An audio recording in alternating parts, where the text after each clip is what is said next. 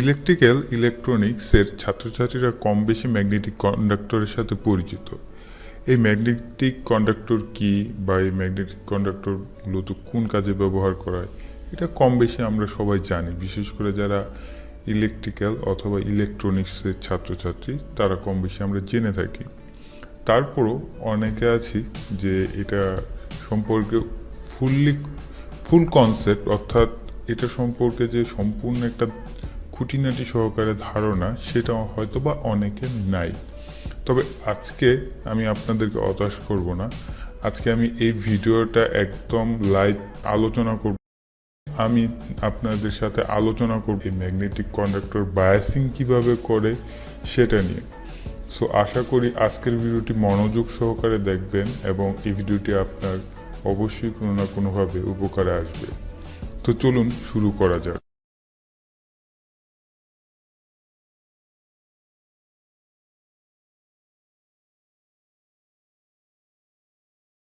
এবার আসি যে এই ম্যাগনেটিক কন্ডাক্টর আপনি কিভাবে বায়াসিং করবেন। সিঙ্গেল ফেজ মোটর যেটা ইন্ডাকশন মোটর সেটার বায়াসিং দেখাবো এবং সেটার প্র্যাকটিক্যাল ক্লাসটি দেখাবো। তো এবার প্রথমে আসি, দেখেন আপনাদের সামনে আমি একটি আপনারা চিত্র দেখতে পাচ্ছেন। এই চিত্রটার ফেজ চলে এসেছে আমাদের সার্কিট ব্রেকার, অর্থাৎ প্রথমে আমরা একটা সার্কিট ব্রেকার ইউজ করব।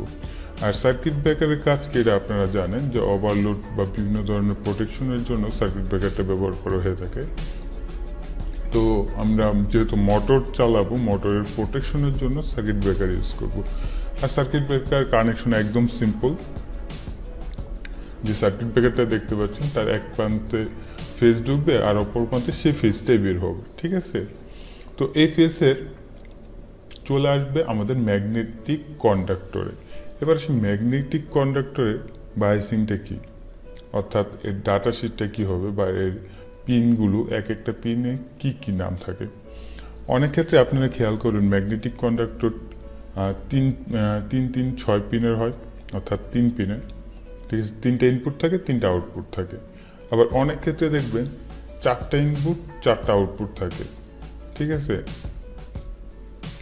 বিভিন্ন রকমের হতে পারে, 3টা হতে পারে আবার 4টা হতে পারে ইনপুট আউটপুট। তো 4টা করে হতে পারে।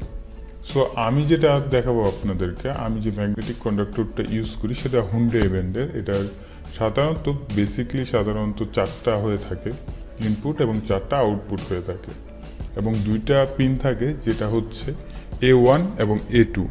A1-এ থাকে ফেজ এবং A2-তে নিউট্রাল, ঠিক আছে? সো আমরা প্রথম থেকে দেখি, যেমন এই যে ম্যাগনেটিক কন্ডাক্টরটা আমরা দেখতে পাচ্ছি চিত্রে, এটার যে প্রান্তে আমার এই সার্কিট ব্রেকার থেকে ফেজটা ঢুকেছে সেটা হচ্ছে L1, তারপরে L2, L3, L4, এগুলো হচ্ছে ইনপুট। এই 4টা হচ্ছে আমার ইনপুট পিন।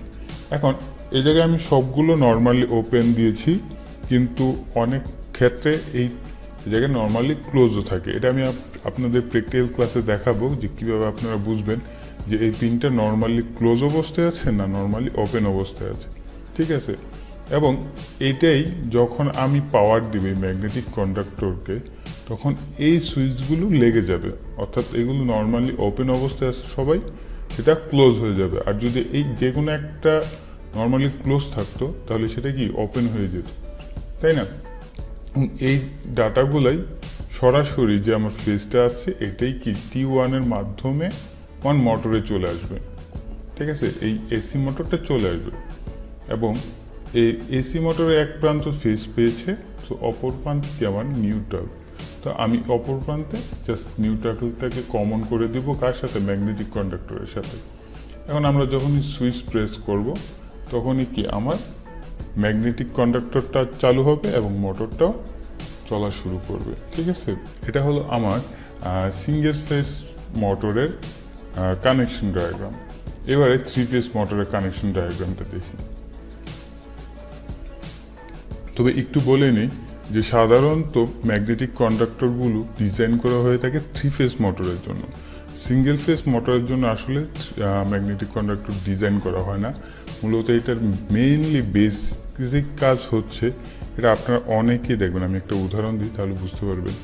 অনেকে হয়তো বা দেখেছেন যে ধান ভাঙানো বা চাল ভাঙানোর মেশিন, সেই মেশিনগুলো যারা অপারেট করে তারা কিন্তু প্রথম অবস্থায় কিছু সময় কি মোটরটা চলতেছে, ঠিক আছে, প্রথম অবস্থায় ছাড়ার পরে কয়েক মিনিটের মধ্যে আবার দৌড়ে গিয়ে আবার দেখবেন স্টিয়ারিংয়ের মতো একটা থাকে, সেটাকে আবার উপরে তুলে দেয় অথবা নিচে নামিয়ে দেয়, ঠিক আছে। তখন কিন্তু তারা ম্যানুয়ালি স্টার্ট ডায়ালটা কনভার্সন করতো এবং সেখানেও কি ম্যাগনেটের ব্যবহার রয়েছে। সো ম্যাগনেটের আবিষ্কার করা হয়েছে অনেক আগে থেকে এবং মেকাররা বা বিভিন্ন লোকেরা এটাকে বলে থাকে স্টার্টার, ঠিক আছে। গ্রামের লোকেরা এটাকে বলে স্টার্টার, ঠিক আছে। হ্যাঁ, এটার আসলে আরেকটা নাম ওই স্টার্টার হিসেবেও ধরা যায়, ঠিক আছে, কারণ এটা মোটর স্টার্টারের ব্যবহার করা হয় বলে। ওকে, অনেক কথা হয়ে যাচ্ছে, এবার আমরা আসি যে এই 3 ফেজ মোটরে কীভাবে কানেকশন করবেন। 3 ফেজে আমরা জানি যে 3টা ফেজ থাকে, ঠিক আছে, যেমন L1, L2, L3 3টে ফেজ থাকে এবং 3 রঙের 3টা ওয়ারিং দিয়ে এটাকে চিহ্নিত করা হয় যাতে বোঝা যায় যে 3টা ফেজ, এবং 3 ফেজ বরাবর চলে আসবে L1-এ, L2, L3 সেম আগের মতোই, তারপরে T1, T2, T3।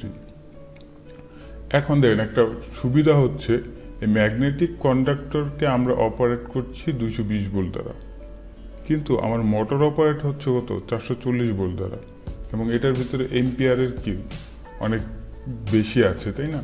সো আমরা যদি এই ম্যাগনেটিক কন্ডাক্টরকে একটা সুইচ দ্বারা অন অফ করাই, তাহলে কি আমার 3 ফেজ মোটরটাকে আমি কি 220 ভোল্ট দ্বারা সুইচিং করতে পারছি। এটা একটা সুবিধা, বিশাল সুবিধা এটা, ঠিক আছে। সো এই ছিল আমাদের 3 ফেজ ইন্ডাকশন মোটরের সার্কিট ডায়াগ্রাম বা বায়াসিং ডায়াগ্রাম, যেটাই বলেন না কেন সেটাই। এখন আমরা চলে যাব সরাসরি প্র্যাকটিক্যাল